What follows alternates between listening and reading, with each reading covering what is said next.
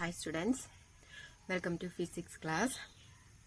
Today we have discussing about a new chapter 9, mechanical properties of solid. അപ്പോൾ ഇതിനിടയിലുള്ള chapters നിങ്ങൾക്ക് ധന്യ മിസ്സാണ് എടുക്കാം. അപ്പോൾ എൻ്റെ ചാപ്റ്റർ എന്ന് പറയുന്നത് മെക്കാനിക്കൽ പ്രോപ്പർട്ടീസ് ഓഫ് സോളിഡ്. അപ്പോൾ നമുക്ക് ഇന്ന് അതിൻ്റെ ജസ്റ്റ് ഇൻട്രൊഡക്ഷൻ പോർഷൻ ഒന്ന് ഡിസ്കസ് ചെയ്യാം. നമുക്കറിയാം ഇനി എന്തിനു വേണ്ടിയിട്ടാണ് നമ്മൾ ഈ ചാപ്റ്റർ പഠിക്കുന്നത്. നമുക്കറിയാം എൻജിനീയറിംഗ് ഫീൽഡിലൊക്കെ നമ്മൾ കൺസ്ട്രക്ഷൻ ഫീൽഡിലൊക്കെ നമ്മൾ പല മെറ്റീരിയൽസ് യൂസ് ചെയ്യുന്നുണ്ട്. അപ്പോൾ ആ മെറ്റീരിയൽസിന് ഇപ്പോൾ സ്റ്റീല്, അതുപോലെ കോൺക്രീറ്റ്, അപ്പോൾ അതിൻ്റെയൊക്കെ പ്രത്യേകത എന്താണ്? ഇതെല്ലാം സോളിഡ്സ് ആണ്. അപ്പോൾ ഈ മെറ്റീരിയൽസിൻ്റെ മെക്കാനിക്കൽ പ്രോപ്പർട്ടീസ് അറിഞ്ഞാൽ മാത്രമാണ് നമുക്ക് ഏത് പർപ്പസിന് ഏത് മെറ്റീരിയൽ ചൂസ് ചെയ്യാൻ പറ്റുമെന്ന് അറിയാനായിട്ട് സാധിക്കൂ. So, mechanical properties is very important. Properties of solid is very important. Now, what is mean by solid? Solid എന്ന് പറഞ്ഞാൽ എന്താണ്? What is mean by solid? നമുക്കറിയാം solid എന്ന് പറഞ്ഞു കഴിഞ്ഞാൽ that something which have definite volume and shape. ശരിയല്ല? Definite volume and shape. ഒരു definite volume shape ഉള്ള തിങ്സിനെയാണ് നമ്മൾ സോളിഡ് ആയിട്ട് കൺസിഡർ ചെയ്യാം. ഇനി വോളിയം ഷേപ്പും ഇല്ലെങ്കിൽ നമ്മൾ അതിന് എന്തു പറയും? മീൻസ് ഷേപ്പ് ഇല്ല എന്നുണ്ടെങ്കിൽ നമ്മൾ അതിനെ ലിക്വിഡ് ആയിട്ട് കൺസിഡർ ചെയ്യും. ഒരു ഡെഫിനിറ്റ് വോളിയം ഇല്ല എന്നുണ്ടെങ്കിൽ നമ്മൾ അതിനെ ഗ്യാസ് ആയിട്ടും കൺസിഡർ ചെയ്യും. സോ സോളിഡ് എന്ന് പറയുന്നത് നമുക്ക് കിട്ടി is A something which have definite volume and shape. ഇനി നമ്മളൊരു സോളിഡ് കൺസിഡർ ചെയ്യാണ്. ഇനി ഇവിടേക്ക് നമ്മളൊരു ഫോഴ്സ് അപ്ലൈ ആണെന്ന് വെച്ചോ. അപ്പൊ എന്ത് സംഭവിക്കും? ഒരു സോളിഡിലേക്ക് ഫോഴ്സ് അപ്ലൈ ചെയ്ത് കഴിഞ്ഞാൽ നമുക്കറിയാം നമ്മൾ കൊടുക്കുന്ന ഫോഴ്സിനനുസരിച്ച് ഈ സോളിഡിലൊരു ഡിഫോർമേഷൻ, ദാറ്റ് മീൻസ് ഇതിന്റെ എന്താ പറയാ, ഷേപ്പിനൊരു ചേഞ്ച് വരും. ശരിയല്ലേ? അപ്പൊ നമ്മളുടെ ഫോഴ്സ് മോർ സ്ട്രോങ് ആണെങ്കിൽ മോർ ഡിഫോർമേഷൻ ആയിരിക്കും. ആ ഷേപ്പ് ചേഞ്ച് വരുന്നതിന് പറയുന്ന പേരാണ് ഡിഫോർമേഷൻ. Okay, deformation. അപ്പൊ നമ്മള് if you apply A force there will be deformation, that means structure change. നമ്മൾ നോക്കുകയാണെന്നുണ്ടെങ്കിൽ നമുക്കറിയാം, നമ്മൾ മൈക്രോസ്കോപ്പിൽ ഇൻസൈഡിൽ നോക്കുകയാണെങ്കിൽ സോളിഡിന്റെ അറേഞ്ച്മെന്റ് എന്താണ്? സോളിഡ് എന്ന് പറയുന്നത് വെൽ ഓർഡേർഡ് ആൻഡ് അറേഞ്ച്ഡ് ആണ്. അപ്പൊ നമ്മള് ഇതിലെ മോളിക്യൂൾസ് വെൽ അറേഞ്ച്ഡ് ആണ്. ഇനി നമ്മൾ ഇവിടെ ഒരു ഫോഴ്സ് കൊടുക്കുകയാണെന്നുണ്ടെങ്കിൽ എന്ത് ചെയ്യും? ആ ഫോഴ്സിനനുസരിച്ച് ഈ സോളിഡിനകത്തുള്ള മോളിക്യൂൾസിന്റെ അറേഞ്ച്മെന്റിന് വ്യത്യാസം വരും. ആ അറേഞ്ച്മെന്റിന് വ്യത്യാസം വരുമ്പോഴാണ് നമ്മളവിടുത്തെ സ്ട്രക്ചർ മാറിയെന്ന് പറയുന്നത്. ശരിയല്ലേ? അപ്പോൾ നമുക്കിപ്പോൾ ഇവിടെ പറയാം, നമ്മൾ അപ്ലൈ ചെയ്യുന്ന ഫോഴ്സിനെയാണ് നമ്മളിനി ഡിഫോർമേഷൻ ഫോഴ്സ് എന്ന് പറയാം. പിന്നെ ത്രൂ ഔട്ട് ചാപ്റ്ററിൽ ചിലപ്പോൾ ഈ അപ്ലൈഡ് ഫോഴ്സിന് പകരം നമ്മൾ പറയുന്ന പേരായിരിക്കും ഡിഫോർമേഷൻ ഫോഴ്സ്. അപ്പോൾ ഡിഫോർമേഷൻ ഫോഴ്സ് എന്ന് പറഞ്ഞാൽ എന്താണ്? നമ്മൾ അപ്ലൈ ചെയ്യുന്ന ഫോഴ്സ് ആണ്. അപ്ലൈ ചെയ്യുന്ന ഫോഴ്സ് കൊണ്ട് എന്ത് സംഭവിക്കും? ആ സോളിഡിന് അതിനൊരു ഡിഫോർമേഷൻ സംഭവിക്കും. ദാറ്റ് മീൻസ് സ്ട്രക്ചറിലൊരു ചേഞ്ച് വരും. ഇനി ഫോഴ്സ് ഇൻക്രീസ് ചെയ്ത് കഴിഞ്ഞാൽ more and more deformation occurs. Clear അല്ലേ? ഇനി എന്താണ്? നമ്മൾ ഈ ഫോഴ്സിനെ റിമൂവ് ചെയ്തു എന്ന് വിചാരിക്കേ. If you remove the force, അപ്പോൾ ചില സോളിഡ്സിന്, എല്ലാ സോളിഡിനും പറയണില്ല, ചില സോളിഡിന് നമ്മൾ ഫോഴ്സ് റിമൂവ് ചെയ്യുകയാണെങ്കിൽ അതിന്റെ ഒറിജിനൽ ഷേപ്പിലേക്ക് അല്ലെങ്കിൽ അതിന്റെ ഒറിജിനൽ സ്ട്രക്ചറിലേക്ക് തിരിച്ചു വരാനായിട്ടൊരു ടെൻഡൻസി ഉണ്ട്. ഓക്കെ, ടെൻഡൻസി മീൻസ് നമ്മൾ ഇവിടത്തെ ഫോഴ്സ് നമ്മൾ റിമൂവ് ചെയ്യുകയാണെങ്കിൽ, അതായത് ഇപ്പോൾ നമ്മളിവിടെ ഒരു ഫോഴ്സ് കൊടുത്തു എന്ന് വിചാരിക്കും. ഈ കൊടുക്കുന്ന ഫോഴ്സിനനുസരിച്ച് ഈ സോളിഡിനകത്ത് തന്നെ ഒരു ഫോഴ്സ് പ്രൊഡ്യൂസ് ചെയ്യുന്നുണ്ട് ഇൻ ഓപ്പോസിറ്റ് ഡയറക്ഷൻ. നമ്മൾ അപ്ലൈ ചെയ്യുന്ന force, that is deformation force, നമ്മൾ ഇങ്ങോട്ടേക്കാണ് കൊടുക്കുന്നതെങ്കിൽ ഇതിനകത്തെ മോളിക്യൂൾസിന് ഇതിനുള്ളിൽ ഈ മോളിക്യൂൾസ് ഈ സോളിഡിനകത്ത് നമ്മൾ കൊടുക്കുന്ന ഫോഴ്സിന് ഓപ്പോസിറ്റ് ഡയറക്ഷനിൽ ഒരു ഫോഴ്സ് പ്രൊഡ്യൂസ് ചെയ്യാനായിട്ടുള്ള ഒരു കഴിവുണ്ട്. അത്തരം ഫോഴ്സിനെ പറയണ പേരാണ്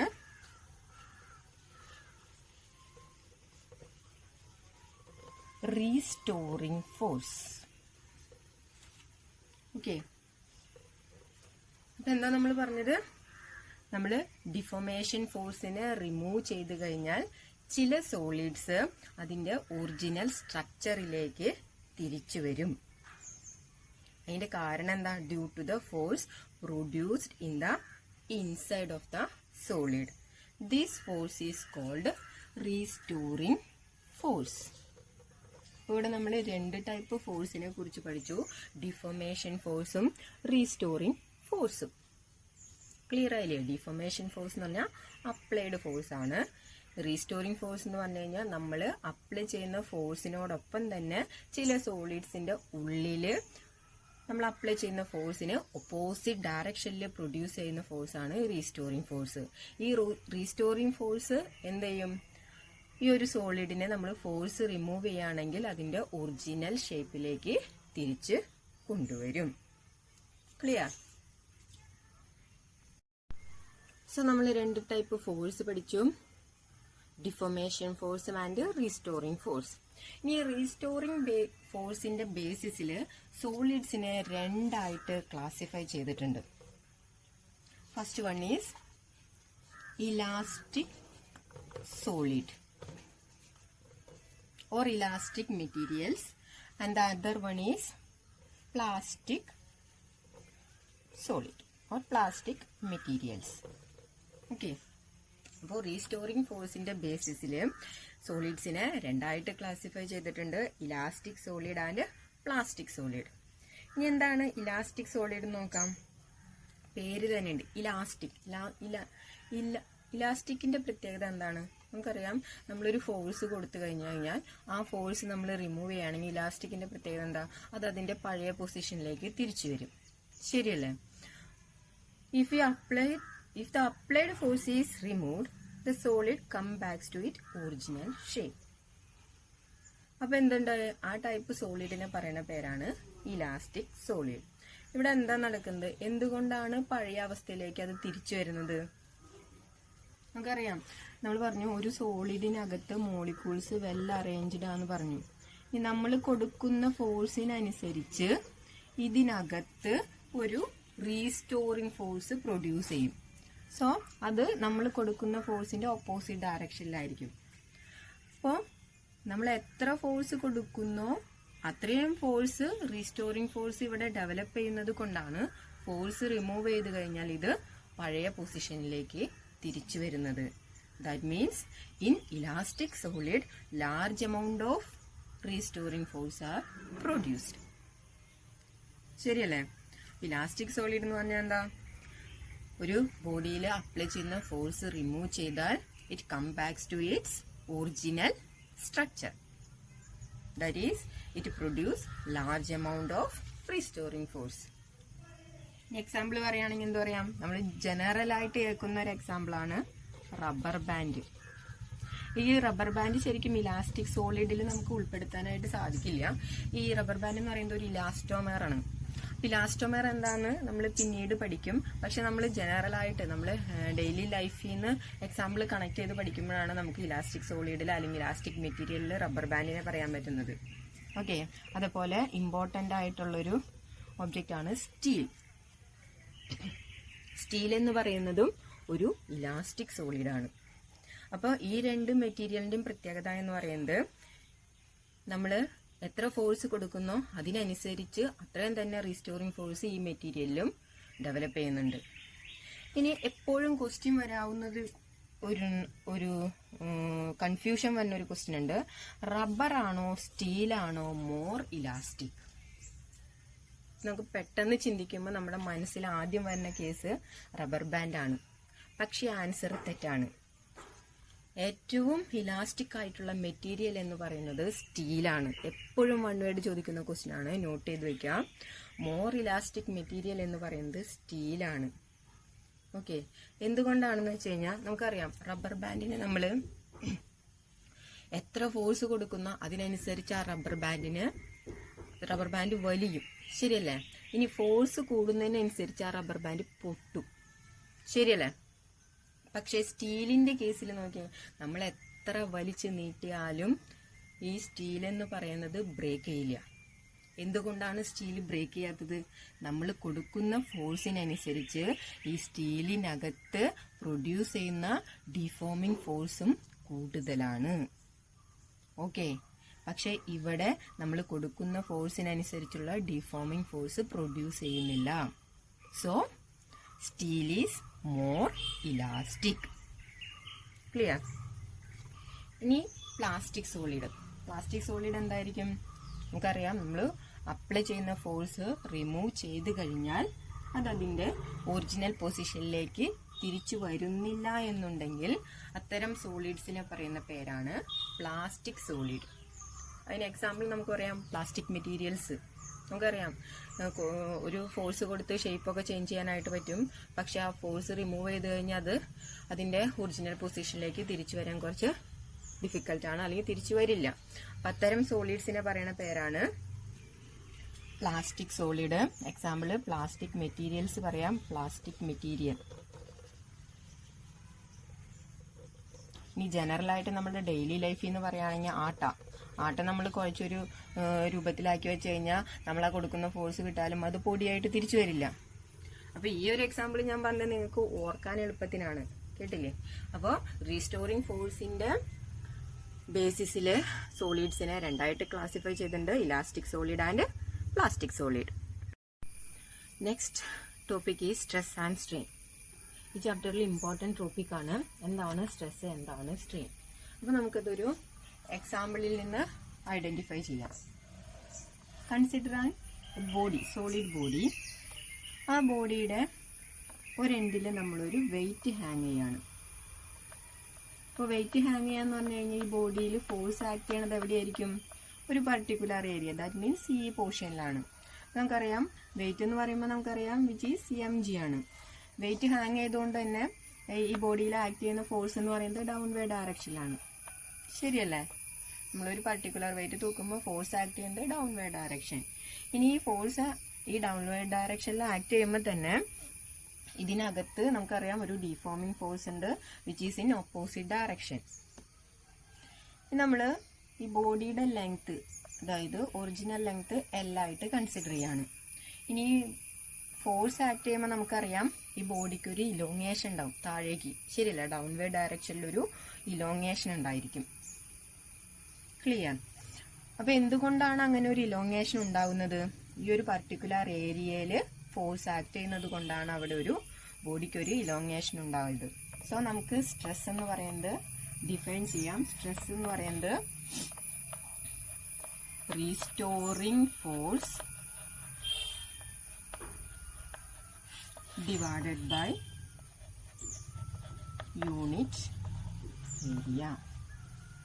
നമുക്ക് പറയാം എന്താണ് restoring force divided by unit area ആണ് നമ്മളുടെ സ്ട്രെസ് എന്ന് പറയുന്നത്, which is equal to restoring force എന്ന് പറഞ്ഞാൽ F തന്നെയാണ് ഡിവൈഡഡ് ബൈ ഏരിയ. എന്തുകൊണ്ടാണ് ഞാനിവിടെ റീസ്റ്റോറിംഗ് ഫോഴ്സ് എന്ന് പറഞ്ഞത്? നമ്മൾ പറഞ്ഞു സോളിഡിൽ തന്നെ ഇലാസ്റ്റിക് സോളിഡ് എന്ന് പറഞ്ഞു. എത്ര ഫോഴ്സ് കൊടുക്കുന്നോ അതിനനുസരിച്ചുള്ള റീസ്റ്റോറിംഗ് ഫോഴ്സ് തന്നെയാണ് ഓപ്പോസിറ്റ് ഡയറക്ഷനിൽ ആക്ട് ചെയ്യാം. സോ ഫോഴ്സ് എന്ന് പറഞ്ഞാലും റീസ്റ്റോറിംഗ് ഫോഴ്സ് എന്ന് പറഞ്ഞാലും ഇവിടെ സെയിം ആണ്. സോ സ്ട്രെസ് എന്ന് പറയുന്നത് ഒരു യൂണിറ്റ് ഏരിയയിൽ ആക്ട് ചെയ്യുന്ന ഫോഴ്സ് ആണ് സ്ട്രെസ്, ശരിയല്ലേ? ഇനി അതിന്റെ യൂണിറ്റ് എന്തായിരിക്കും? എപ്പോഴും യൂണിറ്റ് കണ്ടുപിടിക്കാൻ എളുപ്പം. നിങ്ങൾക്ക് ഒരു ഇക്വേഷൻ അറിയാമെന്നുണ്ടെങ്കിൽ യൂണിറ്റ് കണ്ടുപിടിക്കാൻ ഒരു വിഷമവുമില്ല. ഫോഴ്സിന്റെ യൂണിറ്റ് നോക്കാം. ഫോഴ്സിന്റെ യൂണിറ്റ് നമുക്കറിയാം ന്യൂട്ടൺ ആണ്, ന്യൂട്ടൺ. അതേപോലെ ഏരിയയുടെ യൂണിറ്റ് മീറ്റർ സ്ക്വയർ. സോ സ്ട്രെസിന്റെ യൂണിറ്റ് എന്ന് പറയുന്നത് ന്യൂട്ടൺ പെർ മീറ്റർ സ്ക്വയർ. ഇനി ഇവിടുത്തെ സ്ട്രെസ് കിട്ടി, force acting per unit area. ഇനി സ്ട്രെയിൻ എന്താണ്? നമുക്കറിയാം നമ്മളിവിടെ ഒരു ഫോഴ്സ് അപ്ലൈ ചെയ്ത സമയത്ത് അതിന്റെ ഒറിജിനൽ ലെങ്ത് ഇലോങ്ങേറ്റ് ചെയ്തു. സോ സ്ട്രെയിൻ എന്ന് പറയുന്നത്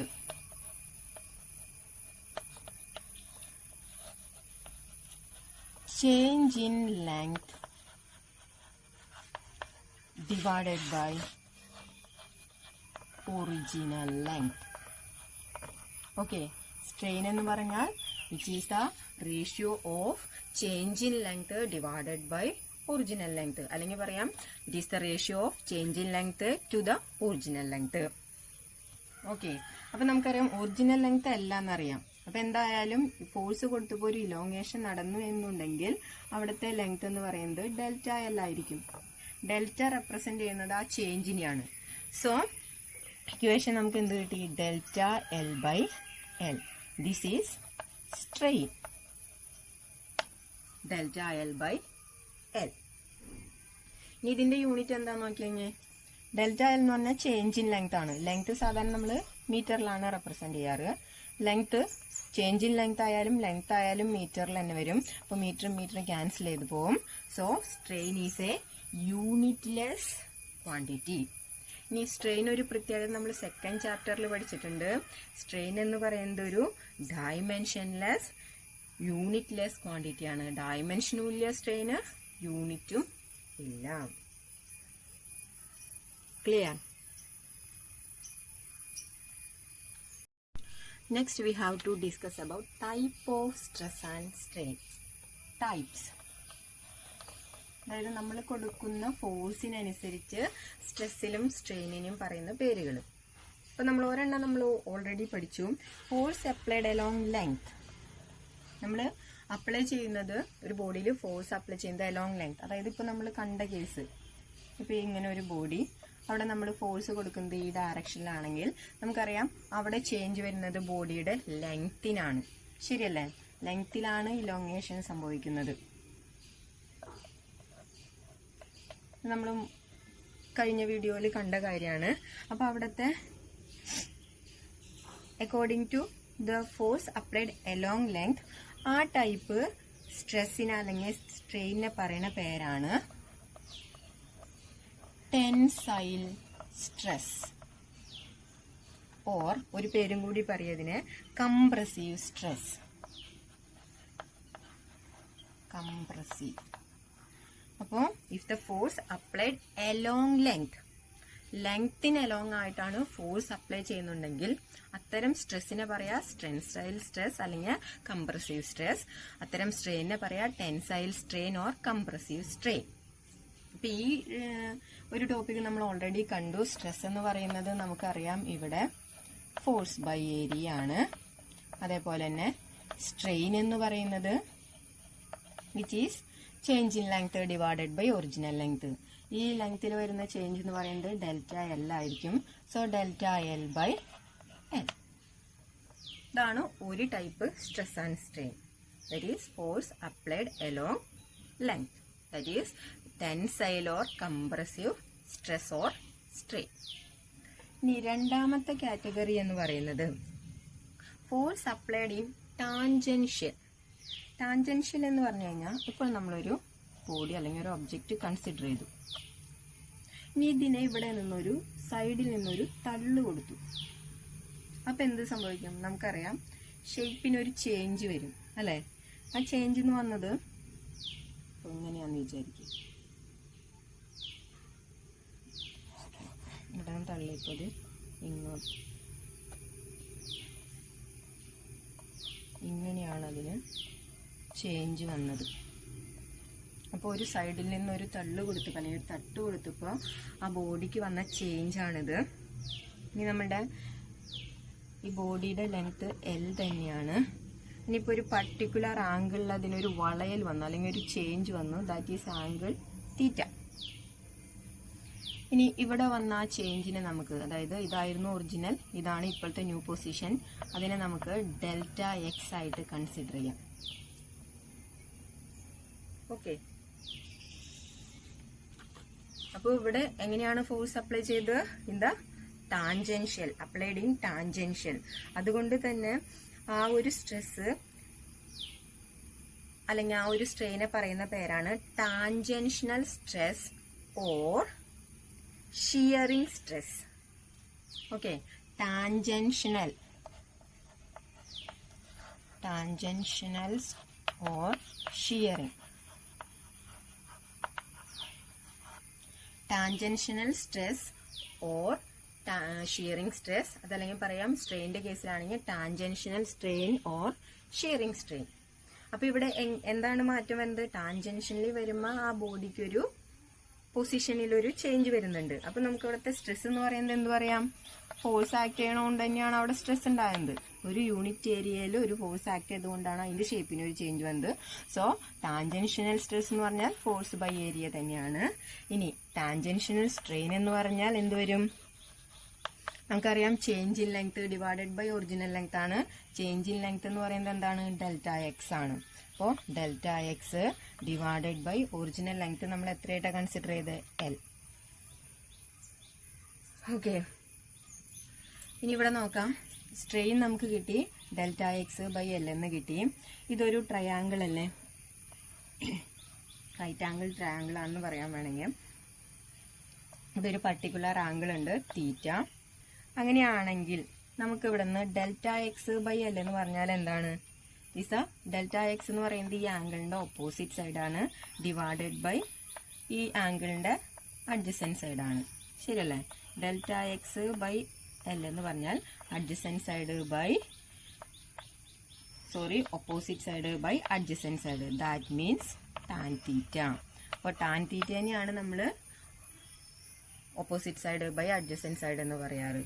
അപ്പോൾ ഈ ഡെൽറ്റ എക്സ് ബൈ എൽ എന്ന് പറഞ്ഞാൽ എന്ത് കിട്ടി? Which is equal to tan theta. നമുക്കറിയാം ഫോർ വെരി സ്മോൾ തീറ്റ വളരെ ചെറുതാണെങ്കിൽ നമുക്ക് ടാൻ തീറ്റനെ എന്തെടുക്കാം? തീറ്റ എന്ന് കൺസിഡർ ചെയ്യാം. സോ സ്ട്രെയിൻ എന്ന് പറയുന്നത് delta X by L which is equal to theta. ഇതാണ് ടാൻജൻഷ്യൽ ഓർ ഷിയറിംഗ് സ്ട്രെയിൻ. അതൊന്ന് നോട്ട് ചെയ്യാം. ടാൻജൻഷ്യൽ അല്ലെങ്കിൽ സ്റ്റിയറിംഗ് സ്ട്രെയിൻ ഉദ്ദേശിക്കുന്നത് ഫോഴ്സ് അപ്ലൈഡ് ഇൻ ടാൻജൻഷ്യൽ. അവിടെ പ്രൊഡ്യൂസ് ചെയ്യുന്ന സ്ട്രെസ് എന്ന് പറയുന്നത് ഫോഴ്സ് ബൈ ഏരിയ തന്നെയാണ്.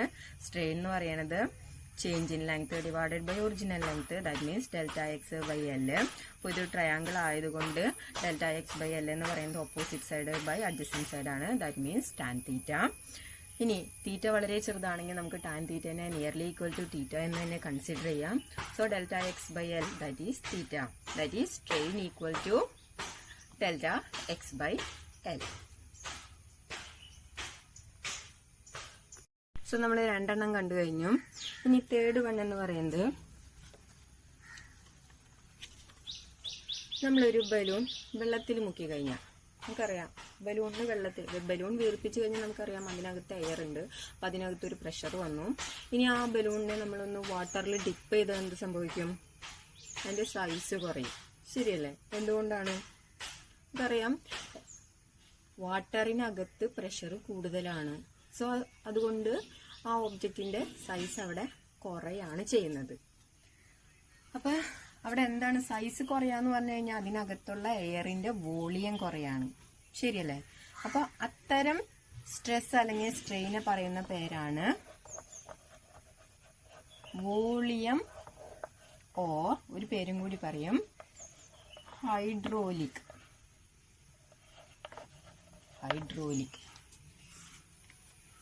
സോ